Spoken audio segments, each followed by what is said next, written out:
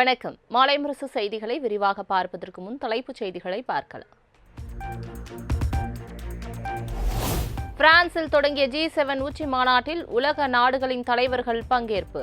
சர்வதேச பொருளாதார மீட்சி, உலகளாவிய ஒற்றுமை, செயற்கை நுண்ணறிவின் பொறுப்பான பயன்பாடு உள்ளிட்ட முக்கிய விவகாரங்கள் குறித்து விவாதம்.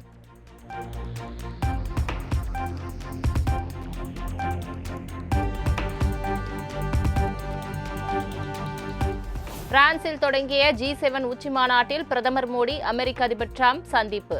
இருவரும் ஒருவருக்கொருவர் கை குலுக்கி மகிழ்ச்சி.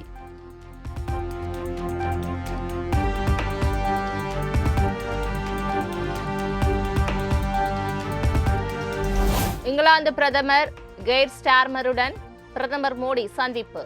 கனடா பிரதமர் மார்க் கார்னியுடன் இருதரப்பு சந்திப்பை நடத்தினார் பிரதமர் மோடி.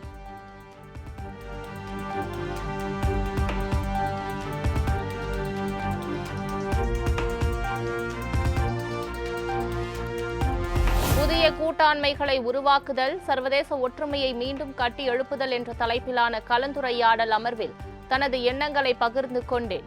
கூட்டாண்மைகள் நம்பிக்கையின் அடிப்படையில் அமைந்தால் மட்டுமே வெற்றி பெற முடியும் என பிரதமர் மோடி எக்ஸ் தளத்தில் பதிவு.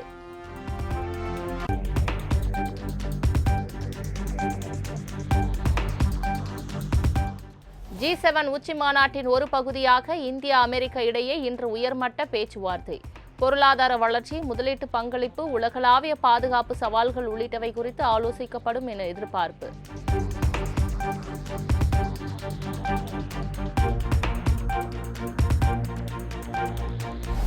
அமெரிக்க அதிபர் டிரம்ப், கத்தார் மன்னர் ஷேக் தமீம் ஆகிய இருவரும் இருதரப்பு ஆலோசனை. அமெரிக்காவோ தானோ இல்லை என்றால் இஸ்ரேல் இல்லை என டிரம்ப் பேச்சு.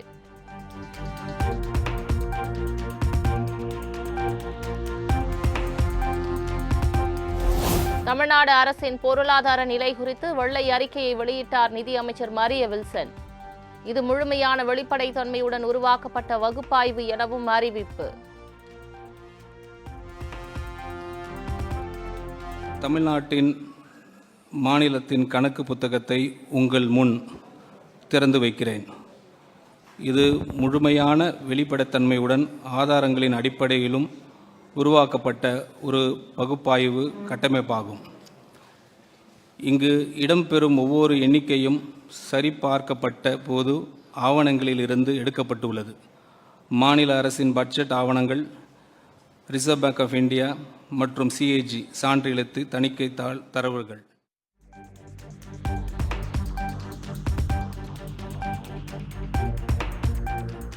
தமிழ்நாட்டின் மொத்த நேரடி கடன் 10 லட்சம் கோடி ரூபாயாக உள்ளதாக நிதி அமைச்சர் மரிய வில்சன் அறிவிப்பு. மாநிலத்தின் மொத்த வருவாய் பற்றாக்குறை 78,324 கோடி ரூபாய் எனவும் வெள்ளை அறிக்கையில் தகவல்.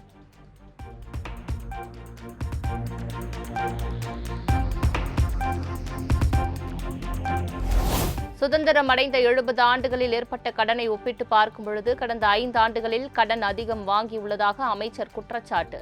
தமிழ்நாட்டில் பிறக்கும் ஒவ்வொரு குழந்தையும் அண்டை மாநிலங்களை விட அதிக அளவு கடன் கொண்டவர்களாக இருக்கிறார்கள் என விமர்சனம்.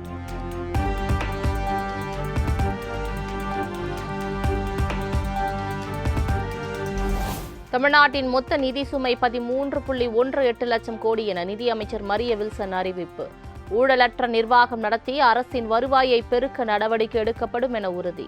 கடனை உள்ளே ரூபாய் 10 லட்சம் கோடிக்கு அப்பால் மாநிலத்தின் பொதுத்துறை நிறுவனங்களில் ரூபாய் 3,18,176 கோடி அளவிலான மறைமுக ஆஃப் பட்ஜெட் பொறுப்புகள் உள்ளன.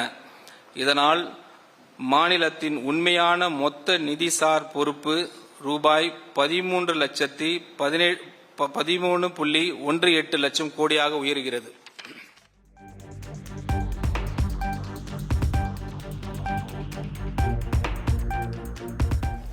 தமிழ்நாடு பொதுத்துறை நிறுவனங்களின் மொத்த கடன் 3,18,176 கோடி. மின்சார வாரியத்திற்கு 2,45,000 கோடி கடன். அரசு போக்குவரத்து கழக கடன் 43,867 கோடி எனவும் வெள்ளை அறிக்கையில் தகவல்.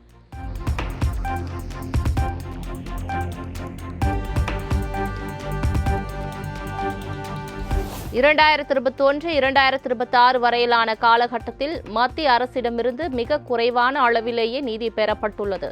மத்திய அரசின் மொத்த வருவாயை மாநிலங்களுடன் பகிர்ந்து கொள்ளாததால் தமிழகத்திற்கு கடுமையான பாதிப்பை சந்திப்பதாக மரிய வில்சன் தகவல்.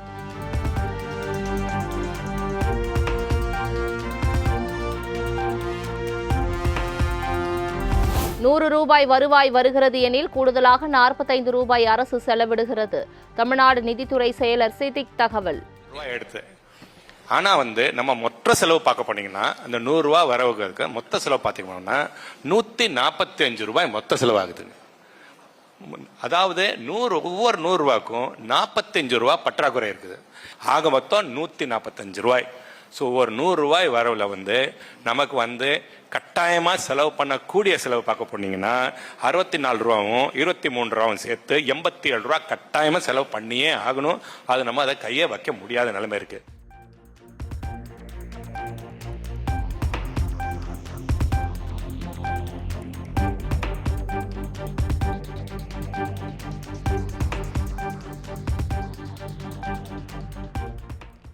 தமிழ்நாட்டின் நிதி மேலாண்மை குறித்த அறிக்கை வெள்ளை அறிக்கை அல்ல, வெற்று அறிக்கை. தங்களின் இயலாமையை மறைக்கவே வெள்ளை அறிக்கை வெளியிட்டு நாடகம் நடத்தியுள்ளதாகவும் முன்னாள் நிதி அமைச்சர் தங்கம் தென்னரசு விமர்சனம்.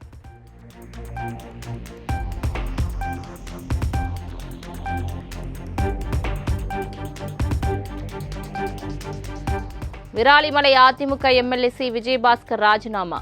சென்னை தலைமை செயலகத்தில் சபாநாயகர் ஜேசிடி பிரபாகரை சந்தித்து பதவி விலகல் கடிதத்தை வழங்கினார்.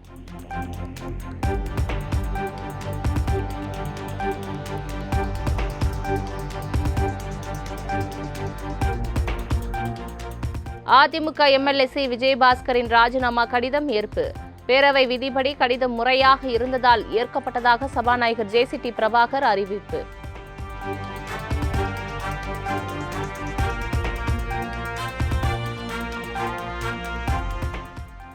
இது முடிவு அல்ல, நல்ல தொடக்கம்தான் என அதிமுக எம்எல்ஏ பதவியை ராஜினாமா செய்த சி விஜயபாஸ்கர் ஆடியோ வெளியீடு. ஆயுள் உள்ளவரை விராலிமலை தொகுதி மக்களுக்கு நன்றியுடன் சேவை செய்வேன் என்று முறுக்கம்.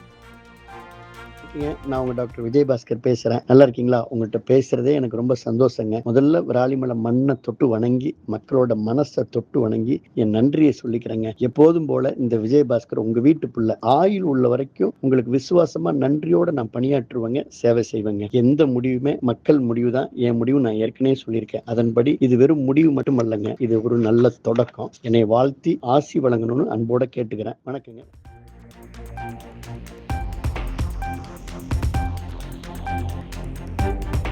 அதிமுகவில் இருந்து நான் விலகுவது ஒரு கட்சியிலிருந்து அல்ல, வாழ்க்கையின் ஒரு அத்தியாயத்திலிருந்து. அதிமுகவில் தனிப்பட்ட ஒருவரின் தவறான முடிவு வேதனை அளிக்கிறது என சி விஜயபாஸ்கர் அறிக்கை.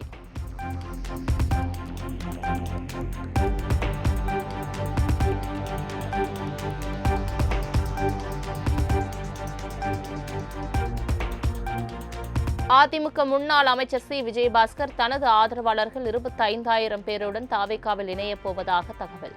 நாளை அல்லது முதல்வர் விஜய் பிறந்த நாளான 22ஆம் தேதி இணையலாம் என எதிர்பார்ப்பு.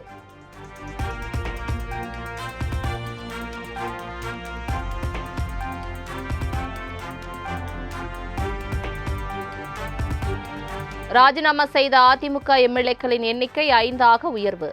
சட்டமன்றத்தில் அதிமுக எம்எல்ஏக்களின் பலம் 42 குறைந்தது.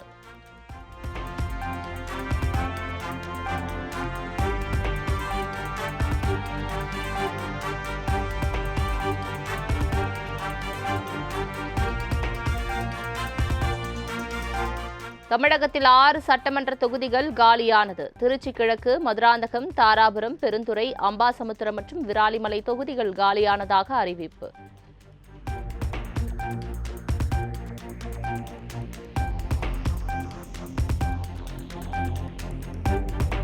எம்எல்ஏ பதவியை ராஜினாமா செய்த மரகதம் குமரவேல், இசக்கி சுப்பையா உள்ளிட்ட 4 பேரிடம் விளக்கம் கேட்டு சபாநாயகர் நோட்டீஸ் அனுப்பிய விவகாரம். 4 பேரும் இன்று சபாநாயகரை நேரில் சந்தித்து விளக்கம் அளிக்க திட்டம்.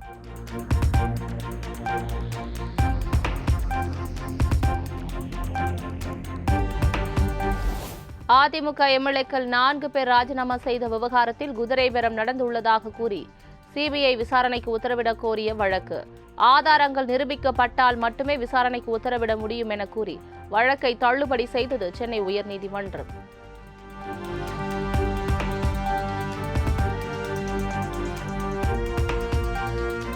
புதுச்சேரி மாநில அமைச்சரவை இன்று விரிவாக்கம். பாஜகவை சேர்ந்த ஜே.என்.எஸ். ராஜசேகரன் உள்ளிட்ட 3 பேர் அமைச்சர்களாக பதவியேற்கின்றனர்.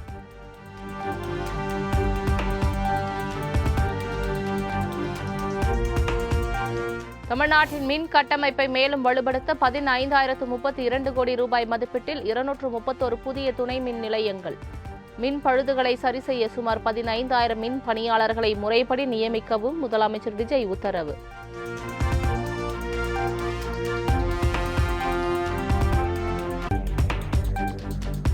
தமிழகத்தில் மின் தளவாட பொருட்களை உடனடியாக கொள்முதல் செய்து மின் பணியாளர்களை ரோந்து பணியில் ஈடுபடுத்திட வேண்டும்.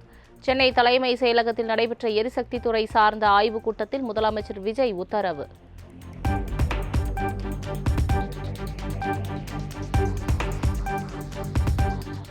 மக்களுக்கு எந்தவித சிரமமும் இல்லாத வகையில் மின் கட்டணம் உயர்த்தப்படும். சென்னையில் மின்சாரத்துறை அமைச்சர் நிர்மல்குமார் பேட்டி. 2022 அவங்க டேரிஃப் ரிவிஷன் அப்போ திமுக ஆட்சியில் கொண்டு வந்த விஷயங்கள் அதிகபட்சம் 6% வரைக்கும் உயர்த்தி கொள்ளலாம்னு சொல்லிட்டு அவங்க அப்போ பண்ணிட்டாங்க. அதன் மூலமாக ஒவ்வொரு வருடமும் அரசையே கேட்காமல் ஆட்டோமேட்டிக்காக கொண்டு வர மாதிரியான ஒரு சட்ட விதிகளை டேரிஃப் ரிலீஸ் அப்போ திமுக செய்து விட்டார்கள். ஸோ அதை சரி செய்யும் விதமாக இப்போ என்ன மாதிரியான கொள்கை முடிவுகள் இப்போ அந்த காஸ்ட்டை எப்படி இன்கர் பண்ணலாம், பொதுமக்களுக்கு பாதிப்பு இல்லாத வகையில் எப்படி அதை சரி செய்யலாம்னு சொல்லிட்டு கண்டிப்பாக முதல்வர் அதுக்கு தான் இப்போ இன்னைக்கு ஆலோசனை நடக்க இருக்குது. ஸோ கண்டிப்பாக முதல்வரிடம் ஆலோசித்து விட்டு எப்படின்னு செய்வோம்.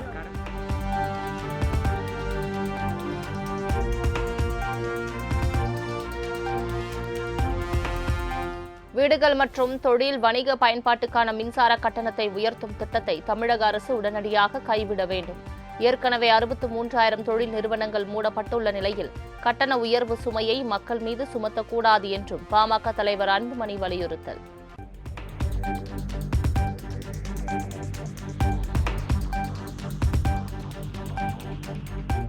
கூட்டுறவு வங்கிகளில் 75,000 ரூபாய் வரை பயிர்க்கடன் பெற்ற விவசாயிகளுக்கு 100% பயிர்க்கடன் தள்ளுபடி செய்து முதலமைச்சர் விஜய் உத்தரவு.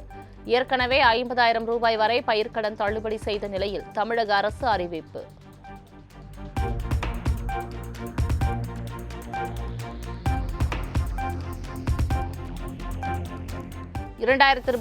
மே 1 முதல் பிப்ரவரி 28 வரை கூட்டுறவு வங்கிகளில் கடன் பெற்ற 14,043 விவசாயிகள் பலனடைந்ததாக தமிழக அரசு தகவல். 75,000 ரூபாய் பயிர்க்கடன் பெற்ற விவசாயிகளுக்கான கடனை தள்ளுபடி செய்ததால் அரசுக்கு 5,922 கோடி ரூபாய் செலவினம் ஏற்பட்டுள்ளதாகவும் விளக்கம்.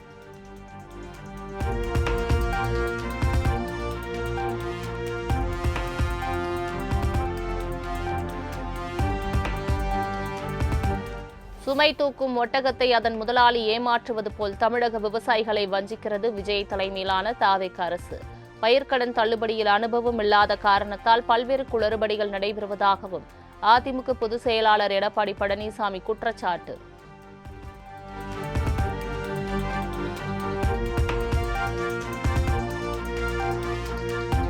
திமுக தலைவர் மு.க. ஸ்டாலின் தலைமையில் இன்று எம்எல்ஏக்கள் கூட்டம். சட்டப்பேரவை கூட்டத்தொடர் நாளை தொடங்க உள்ள நிலையில் முக்கிய ஆலோசனை என தகவல்.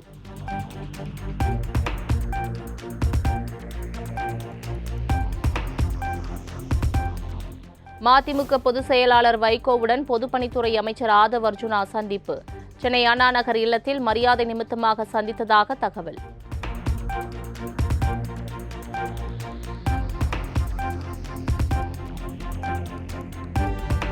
தமிழ்நாட்டில் 3 IAS அதிகாரிகளை பணியிட மாற்றம் செய்து அரசு உத்தரவு. சிவகங்கை ஆட்சியராக நிஷாந்த் கிருஷ்ணா, சமூக நலத்துறை கூடுதல் இயக்குநராக பொற்கொடி நியமனம்.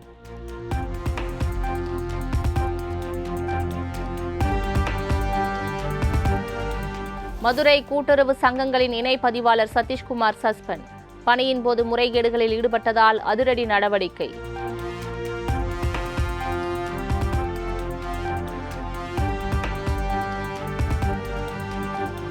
திருச்சி சூர்யா மற்றும் யூடியூபர் முக்தார் மீது குண்டர் தடுப்பு சட்டம் பாய்ந்தது. பாஜக நிர்வாகி அலிஷா அப்துல்லா அளித்த புகாரில் கைது செய்யப்பட்டு சிறையில் அடைக்கப்பட்ட நிலையில் காவல்துறை நடவடிக்கை.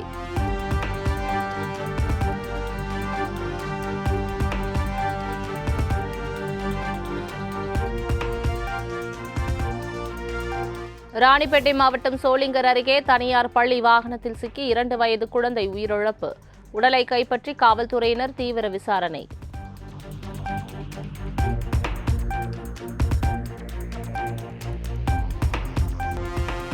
தேனி, திண்டுக்கல், மதுரை உள்ளிட்ட 7 மாவட்டங்களில் இன்று இடி மின்னலுடன் கூடிய கனமழைக்கு வாய்ப்பு. திருச்சி, புதுக்கோட்டை, சிவகங்கை உள்ளிட்ட 12 மாவட்டங்களில் நாளை கனமழை பெய்யும் என வானிலை ஆய்வு மையம் தகவல்.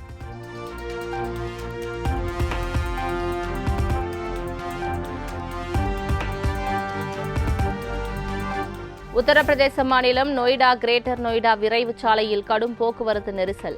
சாலையில் பல கிலோமீட்டர் தூரத்திற்கு வாகனங்கள் அணிவகுத்து நின்றதால் வாகன ஓட்டிகள் அவதி.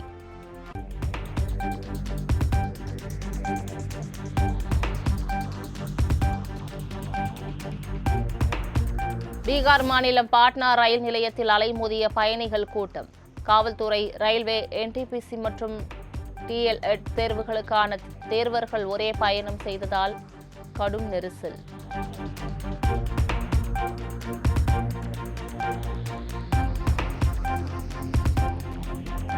சுவிட்சர்லாந்தில் வரும் 19ஆம் தேதி அமெரிக்க, ஈரான் இடையே புரிந்துணர்வு ஒப்பந்தம் கையெழுத்து.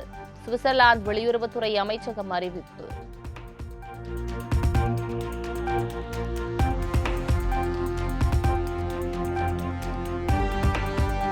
சீனாவில் கிங்காய் மாகாணத்தில் சக்தி வாய்ந்த நிலநடுக்கம். ரிக்டர் அளவுகோலில் 6.3 பதிவு.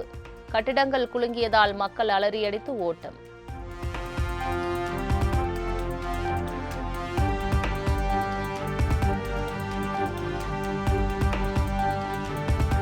அமெரிக்காவில் வீசிய புயல் காற்றால் நடுரோட்டில் உருண்ட ராட்சத கால்பந்து.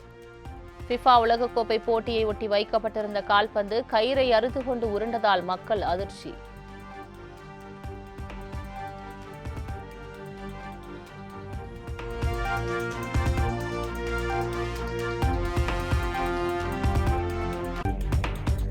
ஃபிஃபா உலகக்கோப்பை கால்பந்து தொடரில் தனது முதல் லீக் ஆட்டத்தில் பிரான்ஸ் அணி அபார வெற்றி.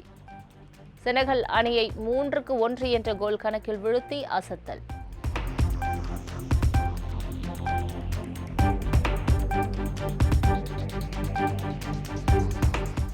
ஃபிஃபா உலகக்கோப்பை கால்பந்து தொடரில் நார்வே அணி வெற்றி. 4-1 என்ற கோல் கணக்கில் ஈராக் அணியை பந்தாடியது.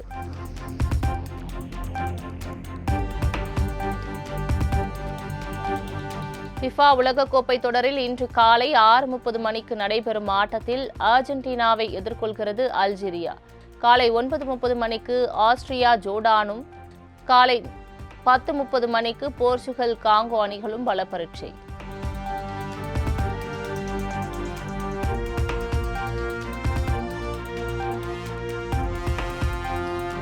இரண்டாவது ஒருநாள் போட்டியில் இந்தியா, ஆப்கானிஸ்தான் அணிகள் இன்று பல பரீட்சை. போட்டியில் வெற்றி பெற்று தொடரை இந்தியா அணி வெல்லுமா என ரசிகர்கள் எதிர்பார்ப்பு.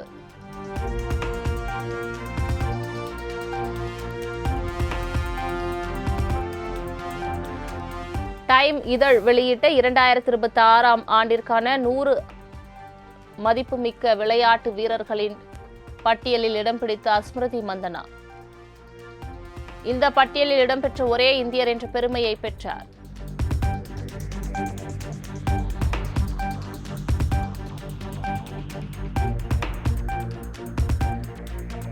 நடிகர் ரஜினிகாந்தும் தானும் மனம் விட்டு நிறைய பேசினோம். நடிகர் ரஜினிகாந்துடனான சந்திப்பு குறித்து இயக்குனர் பார்த்திபன் பதிவு. உண்மைக்கு நெருக்கமான, நட்புக்கு இலக்கணமானவருடன் சுவாரஸ்யமான உரையாடல் என்ன என்பது அந்த 80 நிமிட முள்ளும் மலரும்படியாக இனிமையாக இருந்தது.